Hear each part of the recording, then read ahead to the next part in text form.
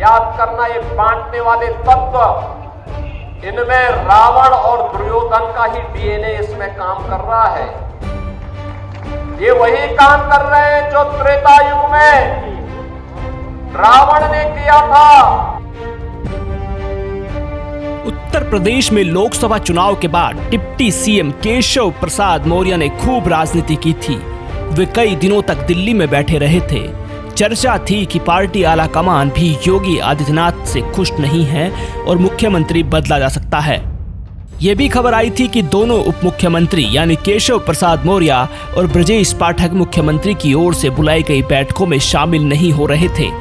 हालांकि बाद में सब चीजें सामान्य हो गईं और खबर आई कि बीजेपी हाईकमान ने योगी आदित्यनाथ को उपचुनाव तक मौका दिया है। अगर उपचुनाव में बीजेपी का प्रदर्शन ठीक नहीं होता है तो बदलाव संभव है।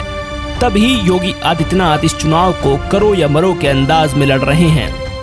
लेकिन ऐसा लग रहा है कि केशव प्रसाद मौर्य उनके अभियान को पंक्चर करने में लगे हैं। याद करना, जब भी आप इन लोगों को बांटने वाले तत्वों को धोखे से अगर मौका दे दिया, ये फिर वही काम करेंगे, गुंडागिर्दी का, अराजकता का, दंगा कराने का। कहीं ताड़का को भेजेंगे, घर दूषण को भेजेंगे, कहीं चंड-मुंड इनके जाएंगे, अव्यवस्था पैदा करेंगे, दुर्व्यवस्था पैदा करेंगे। बेटी की सुरक्षा के लिए, किसी बहन की सुरक्षा के लिए ये लोग खतरा पैदा होंगे। योगी आदित्यनाथ बटेंगे तो कटेंगे के नारे पर चुनाव लड़ रहे हैं। उन्होंने कई बार बांग्लादेश के हिंदुओं पर हो रहे अत्याचार का मुद्दा बनाया और उसकी मिसाल देकर ही बटेंगे तो कटेंगे का नारा दिया। लेकिन केशव प्रसाद मौर्य ने कह दिया कि ये बीजेपी का नारा नहीं है और बीजेपी इस नारे पर चुनाव नहीं लड़ रही है। डिप्टी सीएम ने कहा कि विपक्ष इस बात को बेवजह तूल दे रहा है। उन्होंने कहा कि ये भारतीय जनता पार्टी का नारा नहीं है। डिप्टी सीएम केशव प्रसाद मौर्य ने कहा कि बीजेपी विकास के नाम पर इलेक्शन लड़ती है। हम जो वादा करते हैं उसका हिसाब जनता को देते हैं।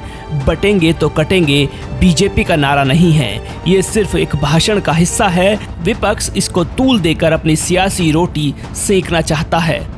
केशव प्रसाद मौर्य ने कहा कि बीजेपी का नारा सबका साथ, सबका विकास और सबका विश्वास है।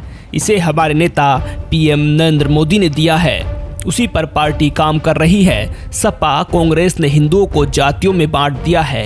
ये हिंदुओं में जाति देखते हैं और मुस्लिमों को एक नज़र से देखते हैं। सच्चाई ये है कि मुस्लिमों में भी कई वर्ग हैं, लेकिन तुष्टीकरण की वजह से विपक्ष इस पर बात नहीं करता। दूसरी तरफ योगी समर्थकों का मानना है कि उपचुनाव में भीतरघात हो रहा है और पार्टी के दूसरे नेता इसमें बीजेपी उम्मीदवारों का अंदर खाने विरोध कर रहे हैं। उनको पता है कि अगर बीजेपी का प्रदर्शन अच्छा होता है तो 2027 के लिए योगी की कुर्सी पक्की होगी। तभी सीएम योगी के नारे को नुकसानदेह बताया जा रहा है। बीजेपी के कुछ नेता बटेंगे तो कटेंगे से पल्ला झाड़ रहे हैं, तो पार्टी के ही कुछ नेता बटेंगे तो कटेंगे के मुकाबले प्रधानमंत्री नरेंद्र मोदी की ओर से दिए गए नारे एक रहेंगे तो सेफ रहेंगे का जिक्र कर रहे हैं। अब सबसे बड़ा सवाल ये है कि यूपी में 13 नवंबर को होने वाले उपचुनाव के जब नतीजे आएंगे तो क्या उन नतीजों का साइड इफेक्ट सीएम योगी की कुर्सी पर नजर आ सकता है? क्या एक बार फिर पार्टी के अंदर ही सीएम योगी के खिलाफ माहौल बन सकता है? क्या 2027 के विधानसभा चुनाव से पहले ही बीजेपी उत्तर प्रदेश में कोई बड़ा फैसला कर सकती है?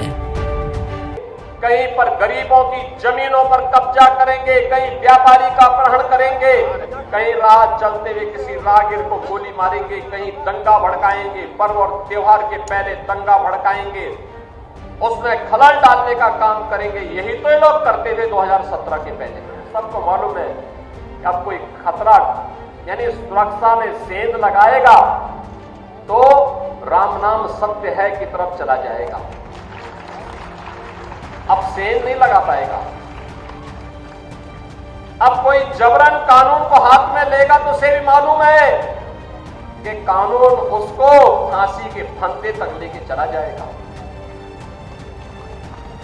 अगर कोई किसी बेटी पर हाथ डालेगा, किसी राह चलती हुई किसी बहन पर इज्जत के साथ खिलवाड़ करेगा तो उसे भी मालूम है कि ये रास्ता उसे दुर्योधन और दुशासन की गति को प्राप्त प्रदान कर देगा।